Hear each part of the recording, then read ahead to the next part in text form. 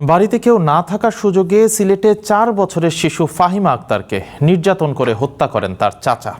হত্যার পর ফাহিমাকে ডোবায় ফেলে দেন তিনি। আটকের পর নির্যাতন ও হত্যার লোমহর্ষক বর্ণনা দেন অভিযুক্ত ব্যক্তি। অন্যদিকে শহরের লোহাপাড়ায় আরেক প্রতিবন্ধী নারীকে গণধর্ষণের অভিযোগে দুজনকে আটক করেছে র্যাব। মাত্র ৪ বছরের ফুটফুটে শিশু ফাহিমা আক্তার গত ৬ মে নিজের চাচার হাতে পাশবিক নির্যাতনের শিকার হয়ে মৃত্যু হয় তার। বাড়িতে কেউ না থাকার সুযোগে যৌন নির্যাতন শেষে ফাহিমাকে হত্যা করেন অভিযুক্ত জাকির। এরপর স্ত্রীর ওড়না পেঁচিয়ে ফাহিমাকে ব্যাগে রাখেন তিনি। পরে শিশু ফাহিমার মরদেহ বাদাঘাটা এলাকায় ডোবায় ফেলে দেন।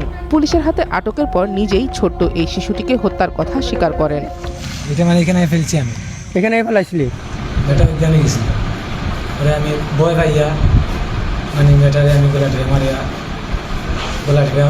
দিয়ে মাইরে দিছি।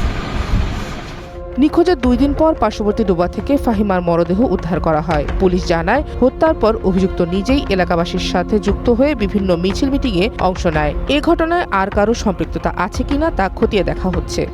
সাক্ষ্য প্রমাণ যেহেতু আমাদের কাছে রয়েছে, মেডিকেল রিপোর্টগুলো আসলে আমরা দ্রুততম সময় আমরা পুলিশ রিপোর্ট দিয়ে দিতে পারবো। আমরা তদন্ত অব্যাহত রাখবো। যদি কোনো ব্যক্তি বা এক বা একাধিক যে জড়িত থাকুক তাকে আমরা আইনের আওতায় নিয়ে আসবো। অভিযুক্ত জাকিরকে আদালতের মাধ্যমে কারাগারে পাঠানো হয়েছে। ফাহিমার হত্যাকারী আটকের পর থানা ঘেরাও করেন বিক্ষুব্ধ এলাকাবাসী, ভাঙচুর করে অভিযুক্তের বাড়ি। দ্রুত বিচার ও জাকিরের ফাঁসির দাবি জানান পরিবার ও এলাকাবাসী। অত সুন্দর বাচ্চাটারে কিলার নেয়া না বালিক বাচ্চাটারে নেয়া দেনে মারলো দেওয়া হলো, এটা কত দুঃখ লাগে গিয়ে আমরা চাই এই সিলেটের মালিক মাটিকে কলঙ্ক মুক্ত এই ধরনের নিকৃষ্ট মানুষের আমি ফাঁসি চাই। যদি ফাঁসি না দেন তাহলে এই ঘটনা হচ্ছে এই জাকিরে আরো বাংলাদেশের মাটির আরো এই ঘটনা হইব, যাতে এই ঘটনা না হয় এই ব্যবস্থা আপনারা নৌকা। এদিকে মঙ্গলবার দুপুরে আরেক প্রতিবন্ধী নারীকে দল বেঁধে ধর্ষণের অভিযোগে ২ জনকে আটক করেছে র্যাব। নিজেরাই তাদের অপরাধ স্বীকার করছেন প্রাথমিকভাবে। আসামিদের পরিচয়টা আমরা এখনই খোলাসা করতে চাচ্ছি না, এটা পরবর্তীতে যখন মামলা হবে তখন আমরা অটোমেটিক্যালি সেই জিনিসটা আপনারা অফিসিয়ালি জেনে যাবেন।